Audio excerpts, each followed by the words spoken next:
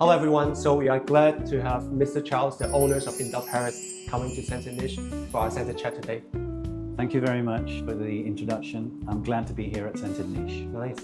So Mr. Charles, can you tell us more about Indult Paris as a brand? Yes, it's quiet luxury is what we try to achieve. We're not about big logos or like Chanel and Dior. We are quiet luxury. Okay. And how it was founded and then... You mean how Indult was already owned by Francis Kurkdjian, and two other associates. I am just a collector. I never intended to buy a perfume company. In Paris, for instance, we have many perfumeries, but we also have pharmacies that sell perfume. Right. And it was there that I found a rare bottle of Manakara. Okay.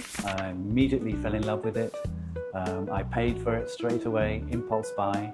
I took it home and researched and found out it belonged to my favorite perfumer. The nose behind was Francis. Okay. I looked at my desk and I had an invite from Francis to go for a launch of Absolute pour le Soir. I think it was 2013. Okay. And I went there and it was a press junket. And it was just a lot of journalists there with the PR girl and they're giving away free bottles, etc. But if you went and bought a bottle from Francis, he would sign it with a gold signature, etc. So I had my rucksack on my back and I had all his collection before. Like Narciso by... Yeah, and Le Mal by Jean Gaultier started historically. So when he signed the Absolute pour le Soir, I asked him if he could sign the other bottles. Okay. And when I started bringing them out, his eyes just opened up and he was talking to me perfume and telling me stories about this one Jean-Paul Gaultier when he was a student, etc. And I evoked memories with him. And then I pulled out Manakara and he said, "Where did you get this, Kim?" 4 masterpieces I created from Indult Paris. And that's the first time I heard the word Indult Paris from him. But you had the fragrances before you meet with him, right? Just the one fragrance. The bestseller obviously is Tihota, which is a vanilla, Okay. which most of the public on the internet is calling the best vanilla in the world, Right. which I'm very proud of. But thank you very much for calling it that. Yeah. But the other issue is there was no Isfaraya, no Ravonquia, just Manakara. And based on Manakara, it's so beautiful and beautifully balanced. I decided to buy the company. Wow. So you're not only a collector of fragrances, but you're also a collector of independent-owned brands. For all those independents out there, and don't be afraid I'm coming after you, no. I always wear perfume that I like. Okay. Not what other people like, what I like. Okay. And I often wear other brands' perfume, whether I can say Kilian, Burrito, Serge, Lutens. I just love perfume. And so with Francis, I wanted to conserve the legacy because he used the word masterpieces. Okay. And it had me thinking they are actually masterpieces. There was no accountant behind him to say, you cannot use this material there. He just had a white piece of paper. Please create 4 masterpieces. Right. And that's what he did. And so I bought it back and I had the production done. Okay. As you're mentioning about masterpieces, our next question to ask would be, apart from Tihota, can you name one other fragrance that you like and you enjoy? Yeah, Manakara. I always thought, for me, it's beautifully balanced. And for all of you out there, you should not necessarily buy it, but you should just go and sniff and try and appreciate the balance of Manakara because it is a masterpiece by Francis. Whether you like it or not, it doesn't really matter, as long as you sense the balance of the composition. Can you make comment on the difference between Manakara and A La Rose? Which one do you like more?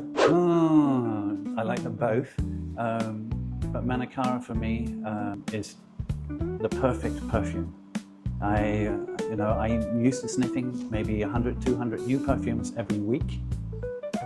And it was then that Manakara absolutely stunned me because I realized then, without knowing it belonged to Francis. It was a blind buy, impulse buy. Okay. And based on that, I decided that it was well worth buying the company just with Manakara. Yeah. Tihota was an additional surprise. Do you think Francis used a real vanilla in the Manakara? Because sometimes the color changes. Okay, I'm glad you brought that subject up because when you put synthetics into a perfume, Right. it stabilizes and there's no discoloration. The moment you put in real raw materials, the perfume will go darker. Okay. And if you take a look at Tihota, for instance, some of the older bottles will crystallize around the top because it's been oversprayed inside the top, and it will crystallize around the neck.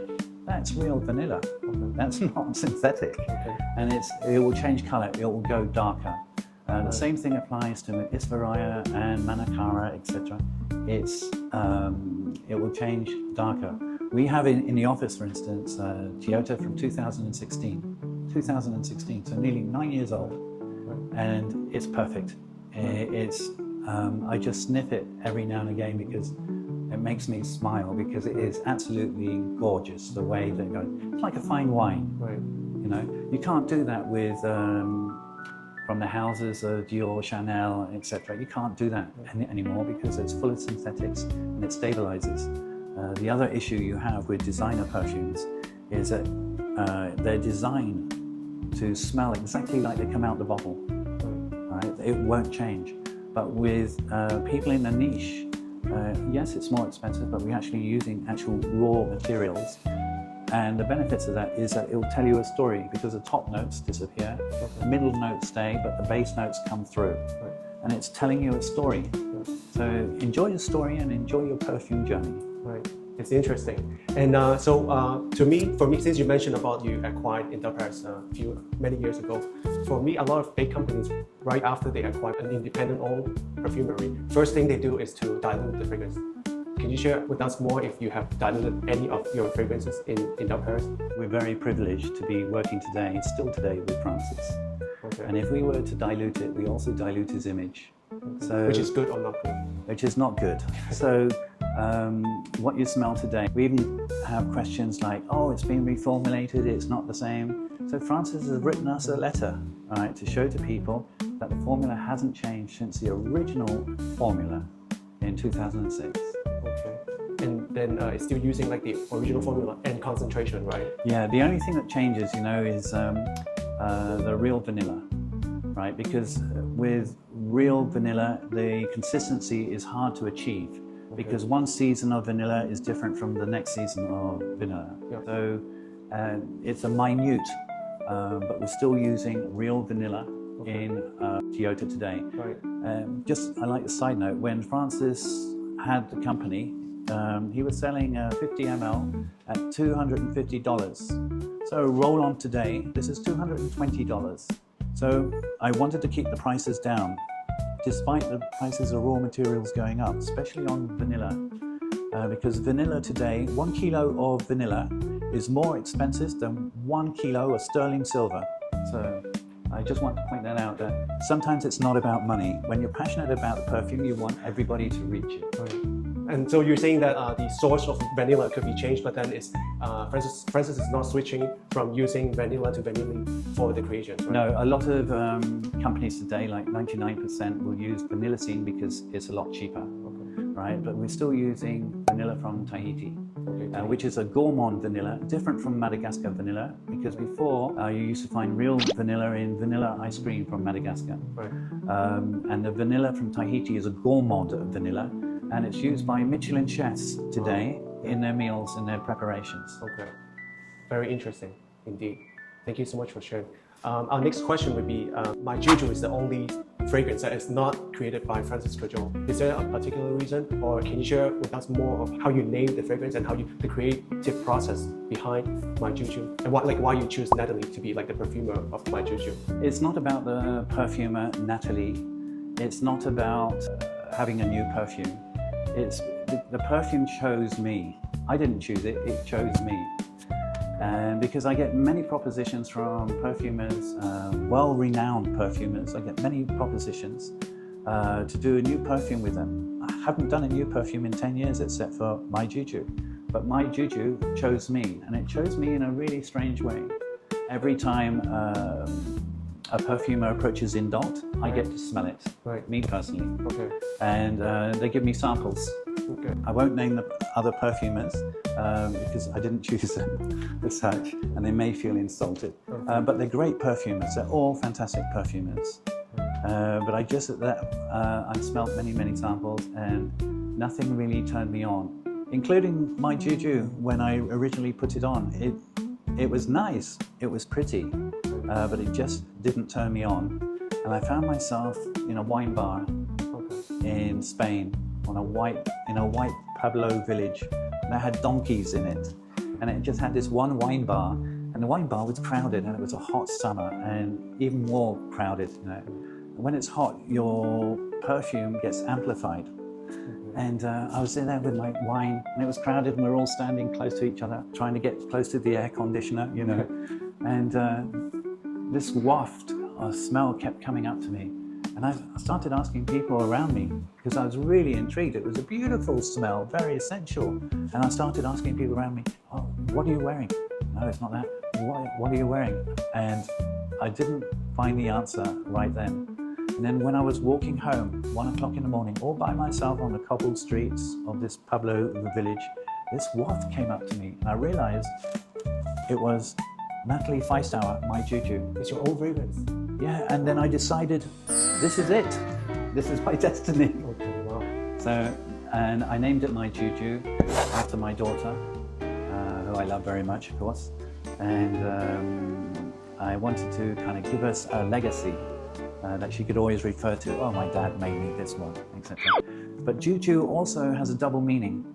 In the African world, they're very superstitious, and Ju-Ju means magic amongst the African community. First division footballers in Spain of African descent who actually spray themselves with my Ju-Ju before going out on the football pitch to play. I mean, we're talking Real Madrid here, you know. It's really eye-opening. Wow. And then how long did it take for you to create this whole fragrance from scratch to finish? Okay. When you get a fragrance, a new one that you like to do, the perfumer likes to do it in 6 to 8 weeks because they have many other compositions that they want to do.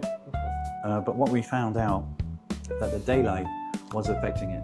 Daylight was affecting the competition and the smell. And the testers in the shop were going off in 1 or 2 weeks because of the daylight. We didn't even think about this. So we took it off, the whole thing off the market. 1 year and a half. Because we had to retest it again. It wasn't a question of throwing it away because it's a beautiful perfume. The dry down after 20 minutes, the top notes are beautiful, but after the dry down, it's absolutely, you want to eat your arm off. Wow, yeah. So you will, my Ju-Ju will soon be available as Anti-Niche again? Yes. With the same formula? Yes. Okay, that's what people want to know. Yeah, but you're going to be the first. We'll be the first? You're going to be the first. Thank you so much. We'll be the first, ahead of the Japanese. No. Because you also have point of sales in Japan, right? Yes, no, you will have it before them. Okay, thank you so much. You'll be the first shop in the world to have it before. You know. We really appreciate it. I'll thank you on behalf of consumers in China or Hong Kong. Thank you. I just have the last question to ask. So some of our fragrance collectors, they have encountered the problem of, because some of the collectors, they bought 2 bottles from us and then they noticed the packaging difference. One of them says 65% and then the other says 75%. So there's a rumor saying that it's been reformulated. Yes. Yeah. So can you explain more about this situation? If you're a collector and you have one of them, you're very lucky because this is a printing mistake. Oh, it's a printing mistake? It's a print. We're only human, and there's only 3 or 4 of us. And when we went to the printers, we had a secret project involving Tihota. Right. It's no secret now, I suppose, because we were trying to do and extract a Tihota bomb. Wow. To be given to the VIPs or to be sold in the market? No, limited edition. And with more higher concentration, right? Ah, that explains why. Okay. Cat is out the bag now, I can't say. But it was a human error made between us and the printers, etc., etc. When we explained, we're trying to explain to people that we're only human and we make mistakes. We're a very small company. We don't want to be large and commercial. It's not about money. It's about giving people these masterpieces. And if we changed anything, we would be in big trouble with Francis, because Francis keeps an eye on us on a regular basis. And we respect him because we have a contract with Francis of what we can do and what we can't do. And we cannot play around with his formulation. Right? And so that's it for today. But you said you're launching like a Tihota bomb for it. Like, no, whoa, keep quiet. Because we're experimenting with that. Without the consent of Francis? No, we have to have his consent. Nothing's going to happen without Francis giving us a green light. Okay. Nothing. Okay. So, but then the Tihota original formula still is very highly concentrated, right? It is. In fact, it's between a parfum and an extract, Wow, so literally. So you can understand that if we did anything like a bomb, we have to be very careful. It takes time. We just can't. We saw what happened with my Ju-Ju when we rushed to the market, and we sent it all around the world. And you call 2 years too long? I mean, you call 2 years too rush for launching a fragrance? Yeah, it's we're going to have to be launching more fragrances in the future. Obviously, the perfume will be kept a secret for the moment because we're still in negotiations. But we're not fast fashion. We don't just come out with loads of perfumes, 4 or 5 perfumes, or overnight a range of 24 or 26 perfumes. We don't do that because we have a steady customer base. We're a cult perfume, Right. and we're quiet luxury. And how would you describe like your customers as a quiet luxury brand? 10 years ago, I would say that our average profile were women 40 to 50. If you ask me now, they're in their 20s. But, we've seen the age group drop vastly down, and now they're in their early 20s. They're very trendy people coming along. The other thing is we have a lot of celebrities, Hollywood celebrities that actually buy, and the reason why they come to Indult. And social elites as well, right? And social elites, right? We have a lot of celebrities come in and buy. We have an ex-James Bond that is buying. And a regular husband. But we how do you know mention all their about names. like these information? Because they order from your website? Or No, it's just because shared by the retailer? our retailers come up and say, oh, we had so in, they bought this, and they just come back again, they bought this. So, promise you won't discontinue it, promise. So, and one of the reasons why celebrities are attracted to our mark is because we don't publicize the fact of who they are or what they do. And when they walk into a room with other celebrities, they have something unique on. And this time when you're in Hong Kong, you brought us this special edition with your signature, right? Yep. Can you tell us more about the special edition? This is 100 pieces only, and we don't do limited editions in the history of Indult. This is the first that we've ever done, although it's a scented niche. It's for us. Thank Yeah. you so much. I hope your customers and clients will appreciate it, because this is unique. We don't do it in any other shop but scented niche in Hong Kong. Well, thank you so much. It's our honor. To have the special edition. Well, thank you so much, Mr. Charles, for taking time doing the interview with us. I hope you enjoy your stay in Hong Kong, and we'll see you next time. Yes, and I'd like to say to everybody out there, whatever perfume you're wearing, enjoy your perfume journey. It's only just starting. Have a good day. Thank you. Bye-bye.